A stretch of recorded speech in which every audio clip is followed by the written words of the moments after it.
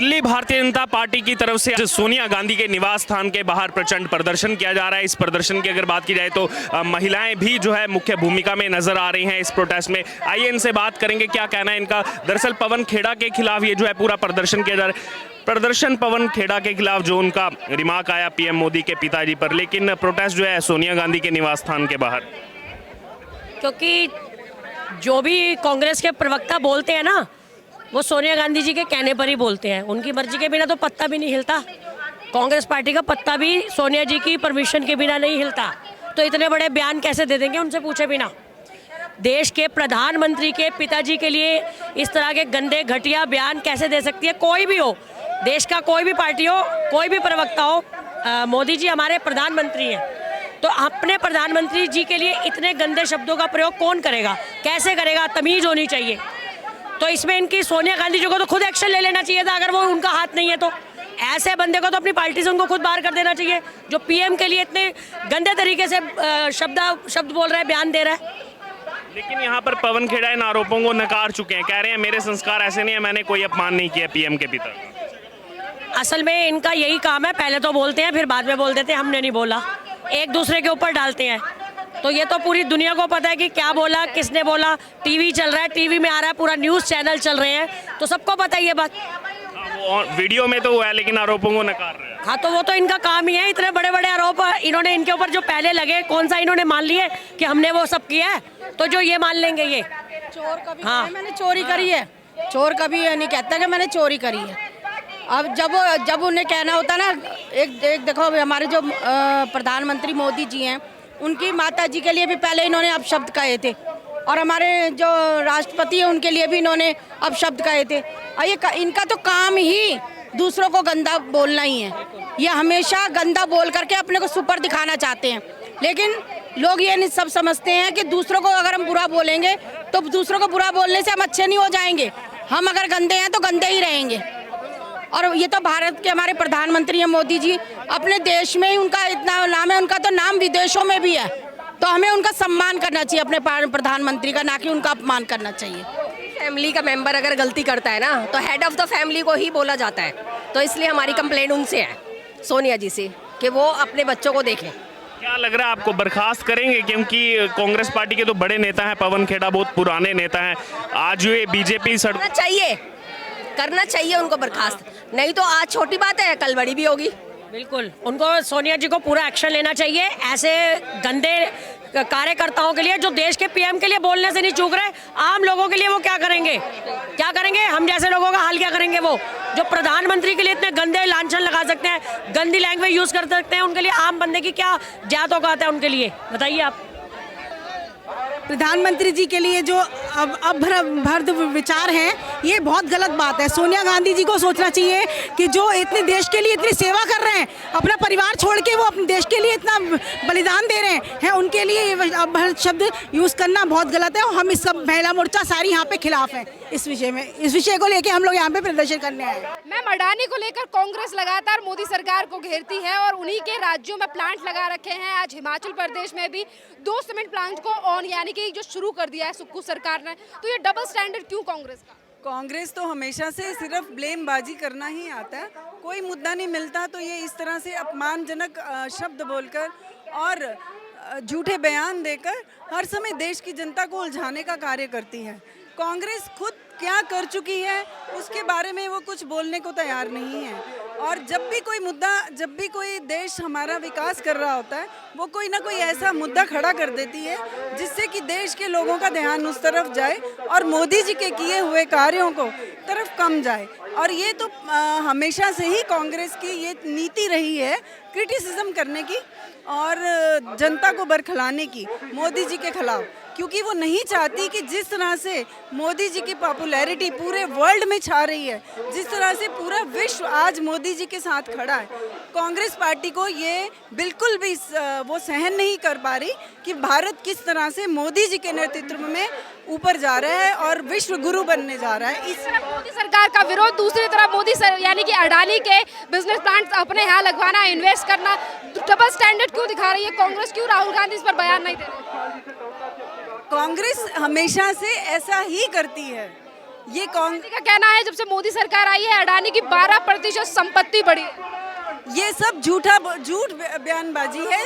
मोदी अडानी जी पहले भी काम करते थे और पहले से ही उनके पास इतने प्रोजेक्ट थे, इसमें उनका मोदी सरकार का कोई लेना देना नहीं है। इसलिए कांग्रेस ने एक मुद्दा पकड़ रखा है कि कुछ ना कुछ बोलते ही रहना है मोदी जी के खिलाफ। प्रधानमंत्री नरेंद्र मोदी के पिताजी का अपमान किया गया है पवन खेड़ा के द्वारा, तो राहुल गांधी कुछ क्यों नहीं कह रहे? राहुल गांधी बोलेगा क्या? उसे बोलना आएगा तभी तो बोलेगा। उसके बोलने से और बवाल और खड़ा हो जाएगा। इतना तो बवाल उसके जैसे उसके नेता हैं। और मैं तो यही कहना चाहती हूँ कि जिस पिताजी ने हमें इतना अच्छा प्रधानमंत्री दिया जो विश्व में हमारा नाम हो गया है, विश्व में, और उस बंदे को पिताजी तो दूर दूर तक राजनीति से कोई संबंध ही नहीं है उनको बीच में पवन खेड़ा जी को लेने का नाम कोई तुक ही नहीं बनता। पर क्या कहते हैं, जैसा जड़ बोया है सोनिया गांधी जी ने वैसे ही फल पाओगे। तो वही है कि कांग्रेस जी को कुछ बोलना आता ही नहीं है, ना पप्पू को बोलना आता है, ना सोनिया गांधी को बोलना आता है, ना इसी चक्कर में हमारे नरेंद्र मोदी जी को तो बोल रहे थे, हम सहन कर रहे थे, मगर उनके पिताजी तक पहुंच गए। उनका क्या मतलब है? क्या पवन खेड़ा जी को पूरी जनता अभी आक्रोश में, अभी तो पूरा भारत देश अभी आएगा इसी के और हर नुक्कड़ पे, हर उस पे इसी तरह ही आक्रोश पैदा होगा। जब तक वो माफी नहीं मांगेंगे तब तक इसी तरह ही आक्रोश पैदा होता रहेगा। हाँ जी, हाँ जी। प्रधानमंत्री और होगा जो आज त्रिपुरा में हमारी सरकार बनी है ना, पूरे देश में इस तरह सोनिया का सफाया होगा। कह रहा मोदी जी काम नहीं कर रहे हैं। क्या है, अभी उसको खेलने की उम्र है, पता नहीं किसने राजनीति में ला दिया। एक बात बताइए, राहुल गांधी अब जिस तरीके से बयान नहीं दे रहे, गौतम अडानी को लेकर क्यों घेरा जा रहा मोदी से? वो गौतम अडानी को तो इसीलिए घेरा जा रहा है कि उनकी चवन्नी खत्म हो गई है। क्या करें अब? उन्होंने 70 साल से जिसने खाया है वो क्या कर सकता है? क्या गौतम अडानी जी कांग्रेस की जब सत्ता थी, जब नहीं थे गौतम अडानी जी, जब तो बढ़िया अच्छे लगते थे। अब नरेंद्र मोदी जी के राज में आते इनको क्यों चुप रहे हैं कि उनको नहीं? अभी हमने उनका ही उस टाइम सुना था, उनका भाषण सुना था गौतम अडानी के। हमारी उनसे कांग्रेस के साथ हमारा कोई तुक ही नहीं बनता किसी तरह से। ना मैं उनके लिए बोलता हूँ, नहीं उनके लिए, और सबके लिए, वो देश के लिए। अगर गौतम अडानी जी ना हो, अंबानी जी ना हो, तो देश को लाखों करोड़ों लोगों को रोजगार मिला हुआ है उनकी वजह से ही रोजगार मिला हुआ है। और लोग गौतम अडानी जी और ना हो तो हमारा देश का जो इकोनॉमी चढ़ा हुआ है उन्हीं की वजह से है। और हमारे नरेंद्र मोदी जी को तो खामोखा उनके साथ लेके बदनाम किया जा रहा है। मोदी जी सिर्फ अडानी अंबानी के लिए काम नहीं, मोदी जी ये उनके लिए कोई शब्द नहीं है। मोदी जी अडानी जी अभी थोड़ी हुए हैं, अडानी जी अभी थोड़ी हुए। अडानी जी क्या कांग्रेस के समय नहीं थे? क्या अंबानी कांग्रेस के समय? देश के एक तरफ देश की विपक्षी पार्टियां लगातार इस मुद्दे को उठा रही हैं, वहीं दूसरी तरफ जॉर्ज सोरोस जो कि अमेरिका के बिजनेसमैन हैं, वो भी यही बातें कर रहे हैं। वो क्या करें कि अब पूरी कायनात एक तरफ और मोदी जी एक तरफ। सच्चाई की तो हमेशा ही जीत होती है। परेशान जरूर है, पर मोदी जी को जितना आप लोग कोस रहे हो उतने ही वो हमारे प्रकाश में ऊपर आ रहे हैं, इसलिए हमें कोई फर्क नहीं पड़ता है। हमें तो मोदी जी 2024 में आ रहे हैं, उसकी हम जोर शोर से तैयारी करें। अब क्या करें? अब उनका इतना बुरा हाल है कि जाते जाते कहते हैं ना, वो दीपक बुझ रहा है तो फटफड़ाने की आदत हो गई। अब ये खत्म है कांग्रेस, और खत्म। कह रहे थे कि विपक्ष एक साथ आएगा तो बीजेपी 100 सीटों में सिमट जी को तो पहले अपना पटना और अपना बिहार संभाल लेना। अभी जो दंगा हो रहा है उसको संभाल ले, वही बहुत है। अभी ये देश क्या संभाल पाएंगे? वो खुद को तो संभाल नहीं पा रहे। कांग्रेस कह रही है कि हमारा लेना देना नहीं है जॉर्ज सोरोस से। नहीं, ऐसा कुछ नहीं, आप कुछ नहीं संभाल सकते हैं आप उनसे। इसलिए आप नीतीश जी से, नीतीश जी तो क्या आप प्रधानमंत्री राहुल गांधी कौन चाहिए? प्रधानमंत्री। एक बात बता दूं, कांग्रेस का कोई भी नेता मोदी जी से नजर मिला के तो देख ले, अपने आप भस्मासुर हो जाएगा। हमारे मोदी जी में आंखों में वो तेज है कि मैं जब खुद मिला था तो मैं खुद आगे से आगे नहीं मिला सका था।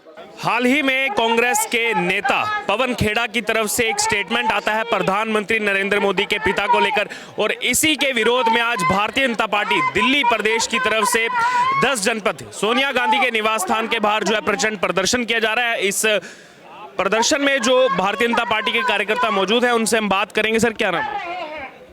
जो हो गलत है।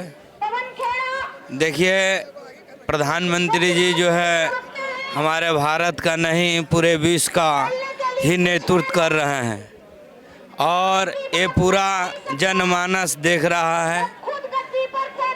और एक चीज़ का देख लीजिए, ये अच्छे संस्कार वंश का ये संस्कार नहीं है।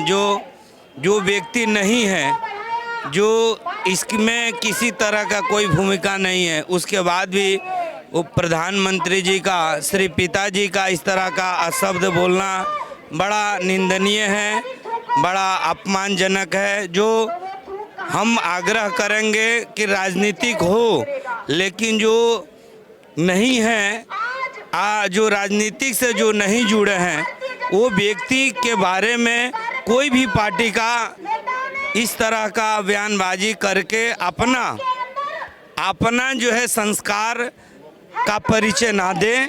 और भारतीय जनता पार्टी के ओर से आज विशाल प्रदर्शन किया जा रहा है और इस विशाल प्रदर्शन में श्री गोपाल झा जी और बुरारी विधानसभा का पूर्व प्रत्याशी रह चुके हैं और आगामी चुनाव के लिए भी इनको टिकट मिले।